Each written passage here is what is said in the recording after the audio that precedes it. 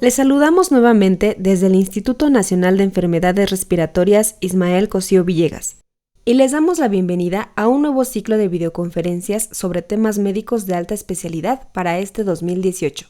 Tendremos como invitados a diferentes expertos de nuestro instituto con temas de mucho interés.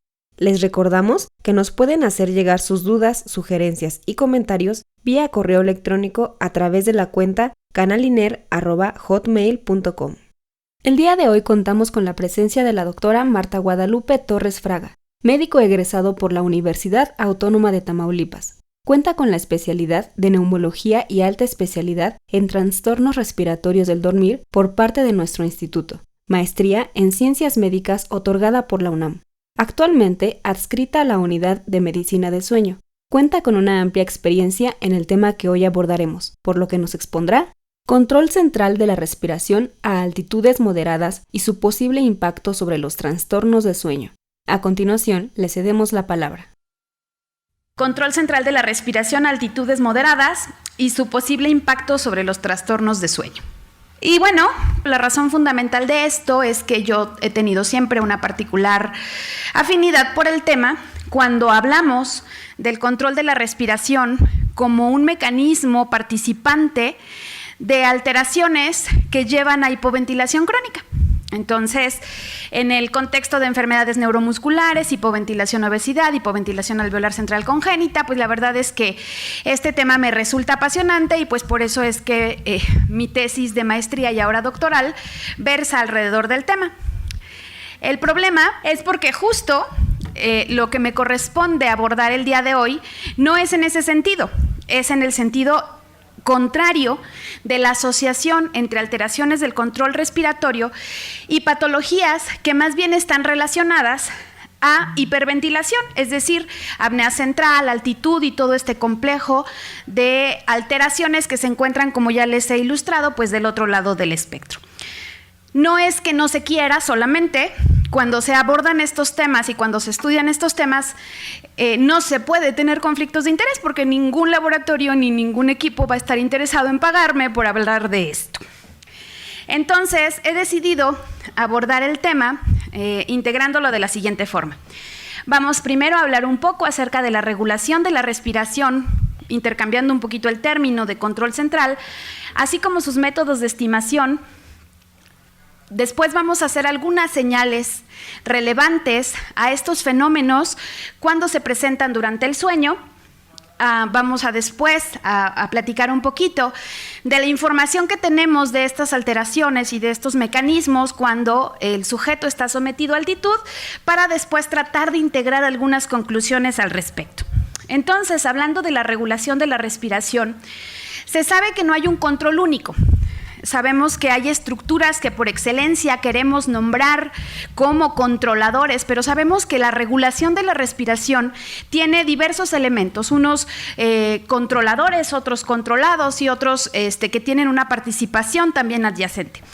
Entonces, bueno, básicamente tenemos dentro de los elementos controladores pues estructuras tan elevadas en el sistema nervioso central como la corteza, que tiene una fuerte implicación en el control de la respiración, sobre todo en altitud. Después de ahí, aparte de esa estimulación y de ese control que ejercen las estructuras superiores, pues también vienen ciertas estructuras en el tallo cerebral que generan un control autonómico y que son las directamente receptoras de la información generada de los efectores y de los sensores.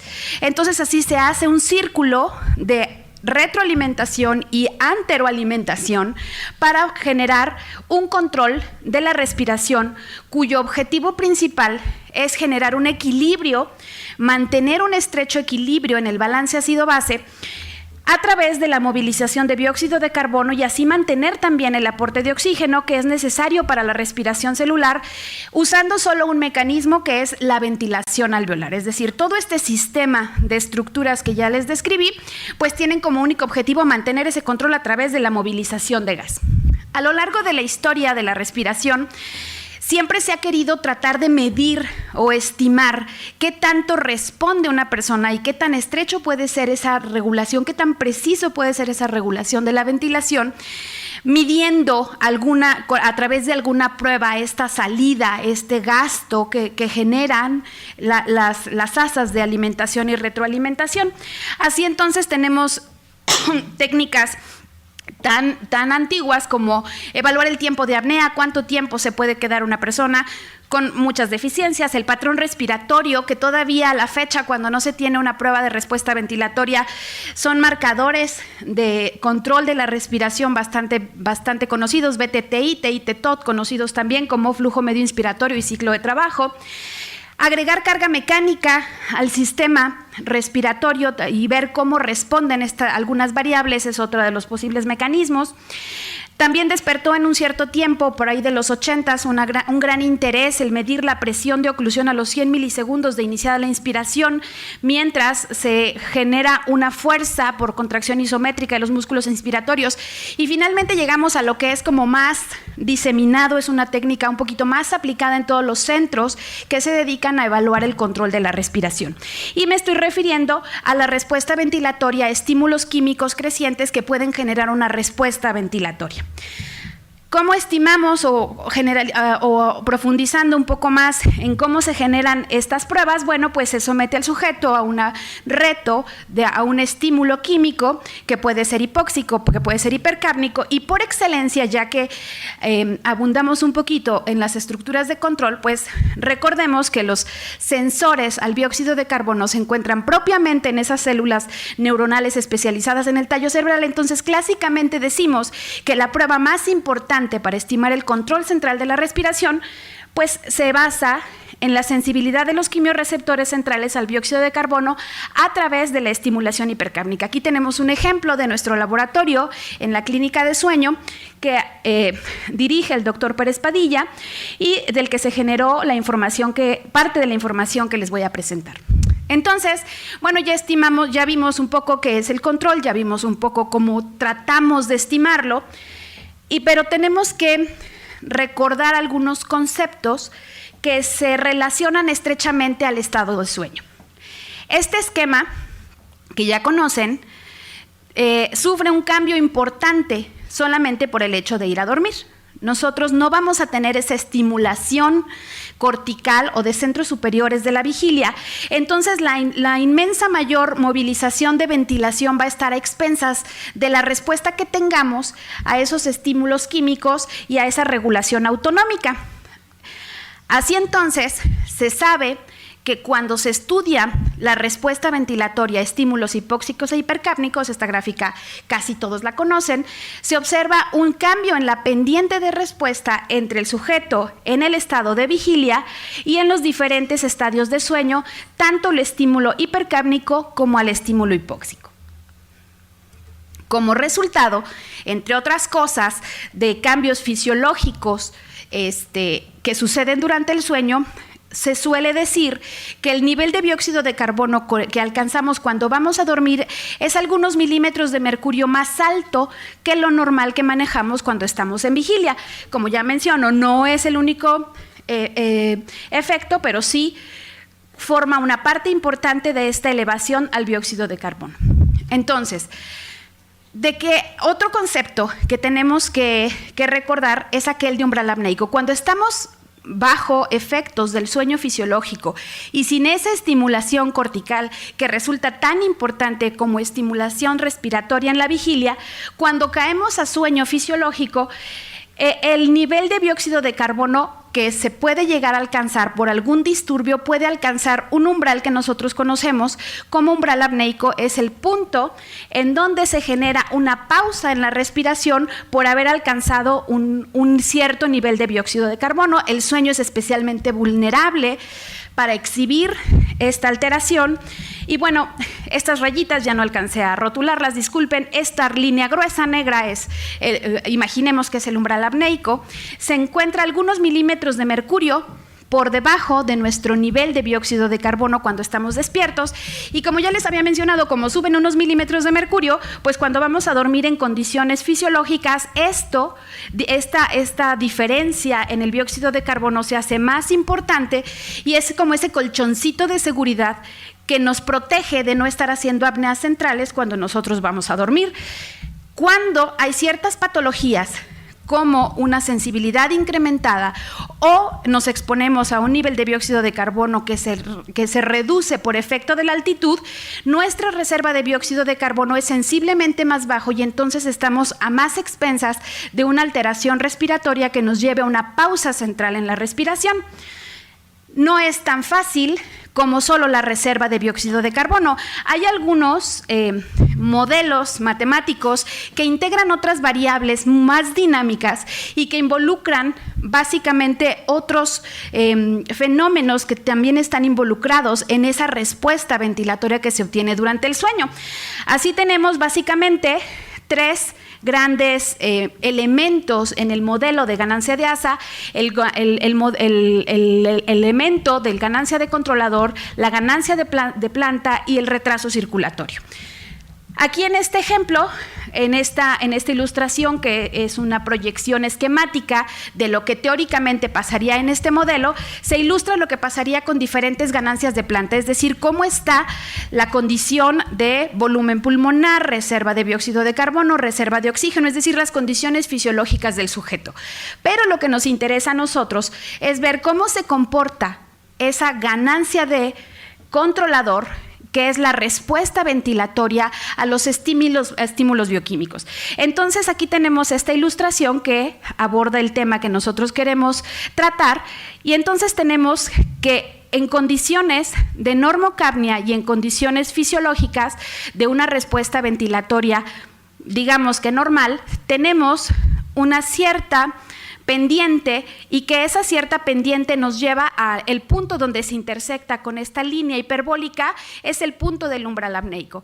Vean cómo el espacio que queda en una persona que tiene una pendiente más o menos fisiológica son algunos o bastantes milímetros de mercurio más que cuando ilustramos a aquel paciente que tiene una ganancia de ASA y una respuesta ventilatoria más incrementada, es decir, su pendiente, su respuesta ventilatoria es más violenta, es más exagerada, y vean cómo el umbral apneico, el punto en donde se intersecta la curva hiperbólica, es mucho más pequeña, es decir, yo tengo que hacer mucho menos recorrido en mi dióxido de carbono para alcanzar mi umbral apneico. Así entonces, ¿qué se sabe de estos cambios en altitud? Pues la realidad es que como todos aquí sabemos, los cambios en altitud pueden ser vistos mucho más expresados y mucho más violentos cuanto más alto estudiemos y cuanto más rápido estudiemos la respuesta en el sujeto. Es decir, esa respuesta es mucho más importante cuando nos exponemos a mayor altitud y cuanto más rápido evaluemos estos datos. Entonces, por eso quise empezar con estos trabajos o con estos datos que ilustran esa respuesta ventilatoria cuando se ascienden a altitudes más bien grandes, 5050, fueron los metros que se escalaron en este trabajo, cuando se compararon estas variables fisiológicas con lo observado a nivel del mar. Entonces podemos empezar diciendo que en la línea que tiene las cruces y la línea continua son el ejemplo de un sujeto de su respuesta ventilatoria a nivel del mar y cómo este sujeto modifica su respuesta ventilatoria cuando asciende a 5.050 metros sobre el nivel del mar. Ya ilustré en la diapositiva pasada que lo importante es ver esa inclinación en la pendiente. Cuanto más vertical esté, más respuesta ventilatoria está observándose y esa pendiente es mucho mayor. Entonces vean cómo el punto de reclutamiento, que es el punto donde empieza la estimulación hipercápnica, más o menos a nivel del mar anda alrededor de 50, en este caso de este sujeto, y su pendiente a partir de entonces pues es un poquito más inclinada que en este sujeto cuyo punto de reclutamiento ventilatorio, como se conoce habitualmente este punto, se encuentra alrededor de los 25 milímetros de mercurio y su pendiente se hace francamente más elevada, más ascendida, más vertical, reexpresando una respuesta ventilatoria incrementada en este sujeto. Cuando vamos a comparar los puntos de reclutamiento ventilatorio de todos los sujetos observados, se observa que no hay un punto muy claro de reclutamiento ventilatorio a nivel del mar, pero que sí hay una buena relación entre el punto de reclutamiento de los sujetos cuando ascienden a altitud. Esta es la segunda parte del trabajo y incorpora algunas otras variables. Me voy a referir específicamente a lo que queremos estudiar hoy. Vean el comportamiento de la respuesta ventilatoria, es cómo quedó la pendiente en cada sujeto cuando se comparó a nivel del mar o en ascenso importante. Hay que destacar una cosa. La primera es que si hay una tendencia como grupo de una elevación en la pendiente de estos sujetos, pero también hay que aclarar que como todos los que nos hemos topado con estas variables, hay una variabilidad muy importante entre sujetos y entre sus respuestas. Aquí tenemos nuevamente ya como grupo la integración de las pendientes a nivel del mar, el volumen minuto absoluto alcanzado, tanto a nivel del mar como en ascenso. Aquí tenemos otro trabajo del mismo grupo que le encanta trabajar en el Himalaya y tenemos, no hagan caso de las estructuras abiertas, esta es cuando se agrega acetazolamida. Vean cómo como grupo si hay una tendencia a ser más alta la pendiente, sin embargo la variabilidad es grandísima. Es decir, son fenómenos muy variables que sí observan una tendencia al cambio con altitudes importantes y en agudo, pero que observan una variabilidad muy importante. Nuevamente, punto de reclutamiento es algo que se mueve importantemente. El volumen resultante del final de la prueba es casi el mismo, pero las pendientes sí se observan mucho más pronunciadas cuando se encuentran a altitud que cuando se encuentran a nivel del mar. Ahora bien, pusimos el caso más extremo, altitudes grandes, exposición aguda y pruebas de respuesta ventilatoria. Pero ¿qué pasa cuando yo quiero tratar de analizar altitudes moderadas y exposiciones crónicas? La realidad es que yo no encontré un trabajo que evalúe estas condiciones como tal. Lo único que se me ocurrió venir a presentarles como una medida de estimación es ver si realmente las pendientes en personas aclimatadas son diferentes que de las personas que están a nivel del mar. Entonces, como búsqueda de marco teórico de mi trabajo de tesis, pues encontré los siguientes trabajos que están fuertemente referenciados como valores de referencia y que fueron generados a diferentes altitudes. Entonces, tenemos 3 trabajos a nivel del mar. Como pueden ver, la pendiente de respuesta a la hipoxemia es muy variable, pero la N son muy pequeñas. Tenemos 2 trabajos a esta altitud, uno del doctor Vázquez y la información generada a partir de nuestro trabajo muestra que realmente si nosotros queremos ver alguna diferencia importante, el doctor Vázquez encontró una respuesta plana, nosotros encontramos una respuesta semejante a lo reportado a nivel del mar. Entonces, bueno, como que no se antoja uno de los factores más potentes en la generación de cambios en la respuesta ventilatoria en sujetos aclimatados. Respecto a la respiración hipercápnica, al reto hipercápnico, estos fueron los resultados que nosotros encontramos. A nivel del mar, 3.4, 2.7 estaban reportados en muy poca N.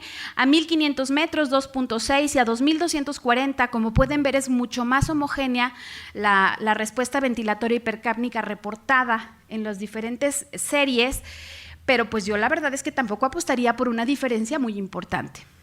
Así entonces, podríamos adicionar que hay algunos otros factores que no abordé, pero que tienen un impacto directo en ese comportamiento ventilatorio cuando se somete una persona a altitud. Por ejemplo, la reactividad al hidrógeno dependiente del flujo sanguíneo cerebral, que es un elemento recientemente incorporado y muy importante como mediador de la respuesta ventilatoria a los sujetos que se someten a altitud. Cambios moleculares que están más estudiados en nativos de muchas generaciones en regiones asiáticas, cambios genéticos y epigenéticos asociados a exposición prolongada, transgeneracional a altitud y que se ha visto que pueden involucrar cambios en esta respuesta ventilatoria, ni tampoco hemos tomado en cuenta cambios asociados a condiciones fisiopatológicas que tienen impacto también en este modelo de control central de la respiración como apnea obstructiva o insuficiencia cardíaca. Así entonces, después de este breve panorama que les traje, pues podríamos concluir que en un lado del espectro Grandes altitudes y exposición aguda son potentes desencadenantes de alteraciones en el control central de la respiración en sueño y que desencadenan trastornos respiratorios durante el sueño que son claramente evaluables, pero que existe mucha variabilidad en estas respuestas, aún en estas condiciones de extrema altitud y agudeza, que la respuesta tiende a atenuarse en menores altitudes y en exposiciones prolongadas, por lo que se requieren estudios de los mecanismos de enfermedad, en concreto a altitudes moderadas y a exposiciones crónicas. Con esto yo les agradezco su paciencia y su tiempo.